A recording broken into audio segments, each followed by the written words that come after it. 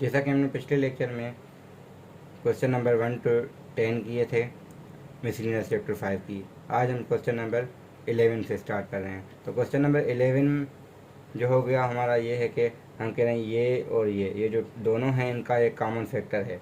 तो common factor हमें कुछ भी है, हमें नहीं पता वो क्या है, मगर इनका कॉमन फैक्टर है। फिर कह रहे हैं what are the possible values of k. तो हम सपोज कर रहे हैं कि इसका जो कॉमन फैक्टर है वो x माइनस ए है। अगर x माइनस ए है तो यहाँ पे भी a पुट करें, यहाँ पे भी a पुट करें, फिर हम वैल्यूज़ देखेंगे। अब अगर हमने दोनों जगह a रखा है क्योंकि इसका कॉमन फैक्टर है तो दोनों का रिमाइंडर सेम आएगा। अब जो भी आया रिमाइंडर पुट करने से रिमाइंडर ही हम कहते हैं। तो ये आ जाएगा k a cube 2 into A square plus 2 into A plus 3 से इक्वल टू 2 k इंटू ए का क्यूब माइनस 2 इंटू ए प्लस 9। अगर यहाँ देखें तो हमें ये फैक्टर पूरा कैंसिल हो गया, पूरे का पूरा। तो जब हम इसको कैंसिल देखें, ये पार्ट हमारा के ए क्यूब ए का ठीक है, क्यूब भले होल क्यूब दे दें फिर भी दोनों कैंसिल हो गए। अब यहाँ पे 2a स्क्वायर है, वहाँ पे कुछ है नहीं, तो ये 2a स्क्वायर या माइनस 2a यहाँ आएगा तो प्लस 2a, तो ये हो जाएगा 4a और प्लस का 3 माइनस 9 माइनस का 6 इक्वल टू 0। अगर 2 कॉमन ले लें तो ये a स्क्वायर प्लस का 2a माइनस का 3 इक्वल टू 0। तो यहाँ अगर हम इसको फैक्टर्स देखें तो क्या हमारे आ रहे हैं, प्लस का 3a माइनस का 2, तो a माइनस ए प्लस 3 और a माइनस 1 इसके फैक्टर बन जाएंगे। तो यहाँ जो a की वैल्यू आ रही हैं वो ये है कि 1 भी है और a की वैल्यू माइनस 3 भी है, यानी ये हमारे फैक्टर के लिए है। जब हम ये फैक्टर की वैल्यू पुट करेंगे इक्वेशन में तो हमें वहाँ पे मिल सकती है ना, कि जब हमने कहा कि x माइनस ए इसका फैक्टर है तो ये अब x माइनस 1 इसका जब फैक्टर हो जाएगा तो यहाँ हम इसको फैक्टर करके रिड्यूस कर सकते हैं इक्वेशन में, फिर हमें वो पॉसिबल वैल्यूज ऑफ के मिलेगी। या ये करें सिंपली x माइनस 1 जो a माइनस 1 है या इसका भी है फैक्टर, इसका x माइनस 1 इसका भी है, इसका भी है। तो इन दोनों के साथ अगर हम डिवाइड कर लेंगे तो एक फैक्टर हमारा रिड्यूस हो जाएगा। जब रिड्यूस हो गया तो हम फिर उसकी पॉसिबल वैल्यूज ऑफ के देख सकते हैं। अब जैसे हमें कह रहे थे कि पॉसिबल वैल्यूज, तो पॉसिबल वैल्यू हम ये कह सकते हैं ए की वैल्यू देखें 1 रखें। अब ए वैल्यू 1 है तो x माइनस से यहाँ पे आ जाएगा 1 इसका फैक्टर है। तो अगर ये 1 फैक्टर है x माइनस 1 तो 1 यहाँ पुट करना है x की जगह, तो यह आ जाएगा k माइनस 2 प्लस 9, यहाँ से आ जाएगा k माइनस 9 इक्वल टू 0, तो k इक्वल टू 9 यहाँ पे इसके लिए। तो सिमिलरली यहाँ पे भी पुट करें यही वैल्यू 1 यहाँ 1 यहाँ 1, तो ये भी 2 2 ये सेम दोनों की, यहाँ से k की वैल्यू माइनस आ जाएगी माइनस की 7।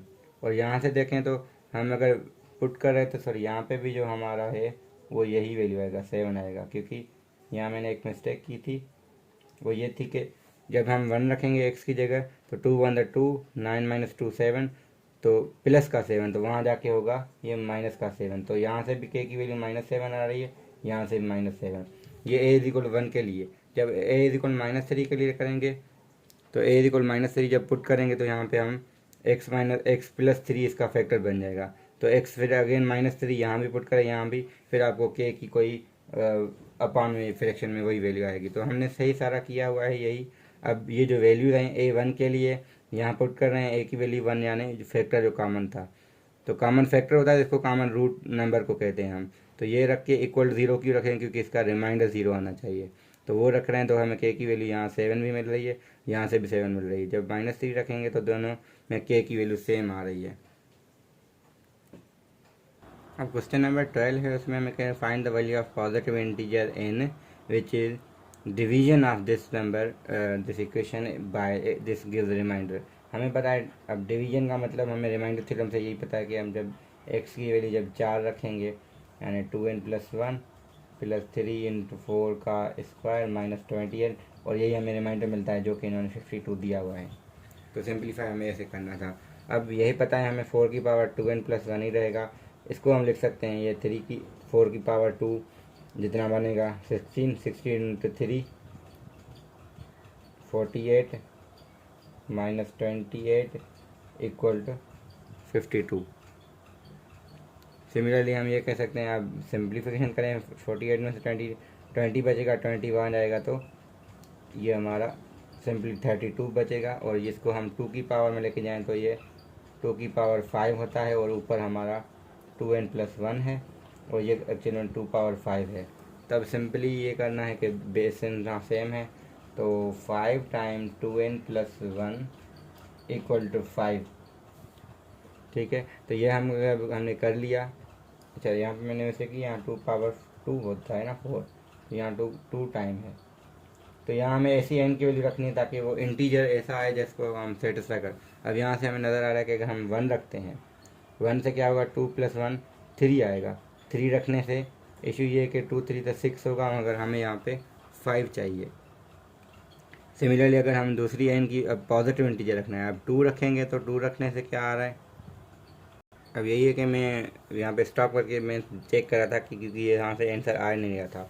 अब इनका जो यहाँ से n की वैल्यू आ रही है ना, वो आ रही है 3/4, मगर वो तो देखें इंटीजर है ही नहीं। मगर इन्होंने सवाल में लिखा था कि पॉजिटिव इंटीजर बताएं जबकि ये चीज़ हो। अब पॉजिटिव इंटीजर पॉजिटिव तो है मगर वो इंटीजर नहीं है, तो सवाल में मिस्टेक ये थी कि हमें ये कहना था कि find the value of positive number कहना था, सिर्फ पॉजिटिव काफ़ी था क्योंकि इंटीजर यहाँ से आ ही नहीं रहा। और सोल्यूशन में भी इन्होंने आंसर वही दिया है, पॉजिटिव दिया है मगर इंटीजर नहीं दिया।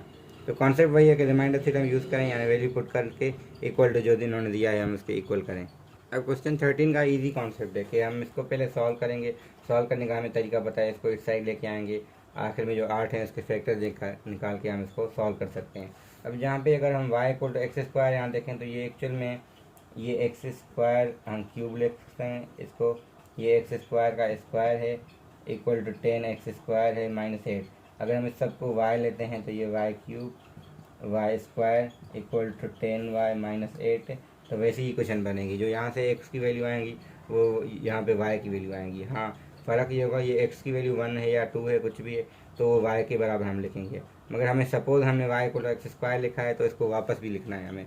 तो सपोजिशन फॉर एग्जाम्पल y की वैल्यू हमें 2 मिली है, तो क्योंकि हमने x² y लिया हुआ है तो यहाँ 2 आ जाएगा, तो x की वैल्यू ±2 हम लेंगे, ना कि सिर्फ 2।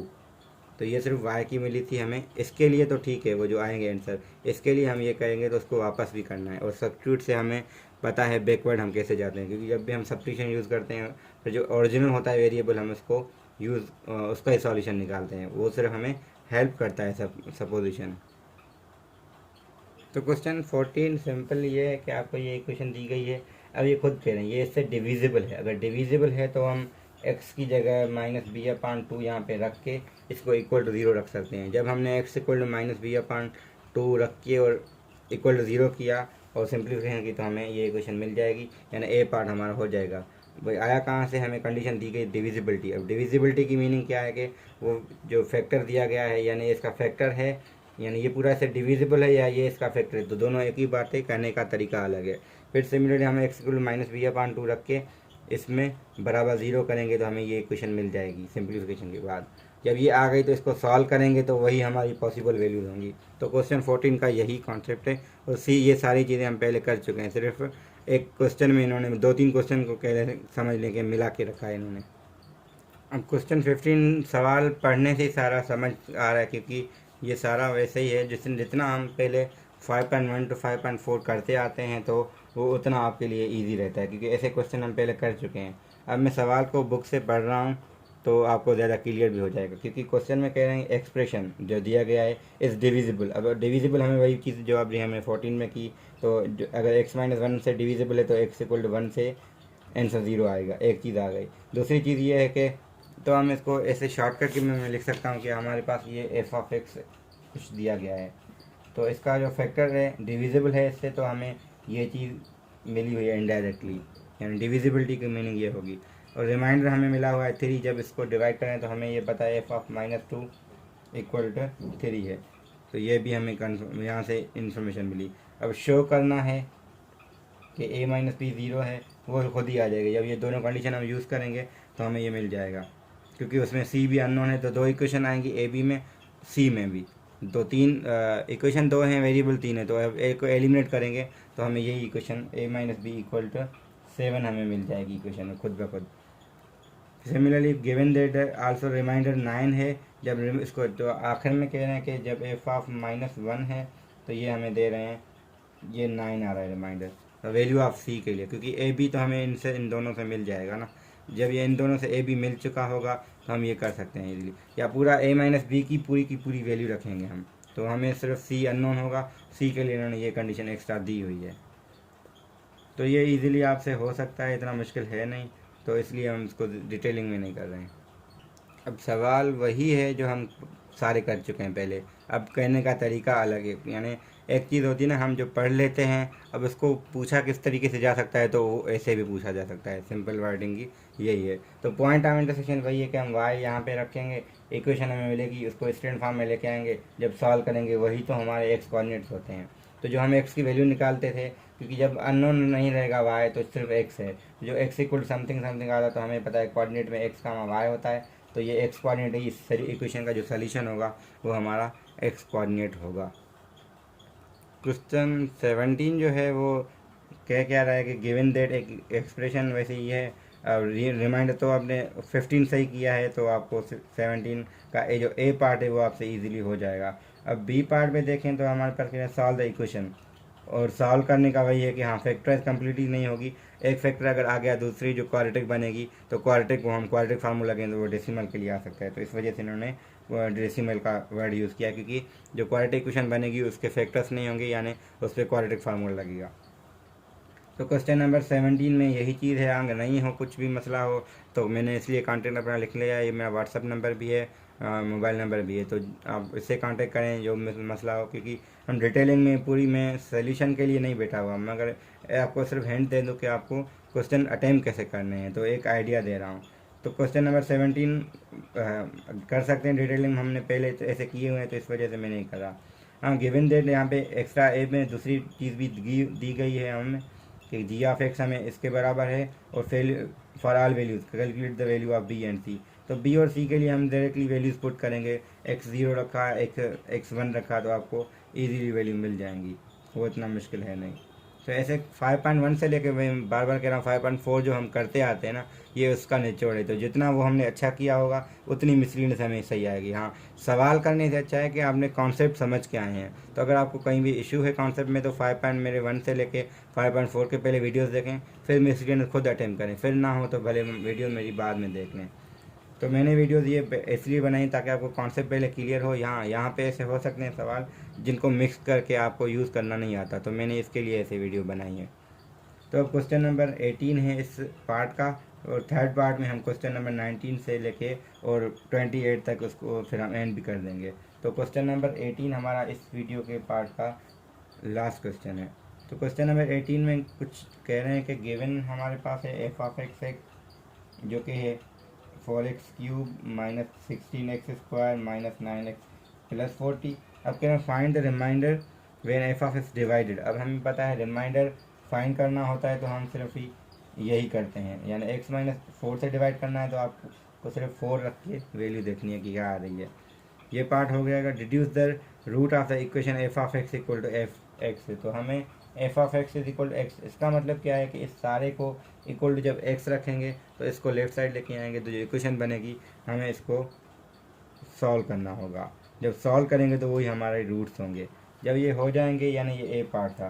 बी पार्ट में हम क्या करेंगे, शो करना है कि x minus 2y is a factor. किसका फैक्टर है ये हमें दिया गया है आगे, तो इसका फैक्टर है, तो हम simply x equal to 2y रखेंगे, और आंसर अगर 0 आ जाएगा क्योंकि ये कह रहे हैं इक्वल तो आ जाएगा।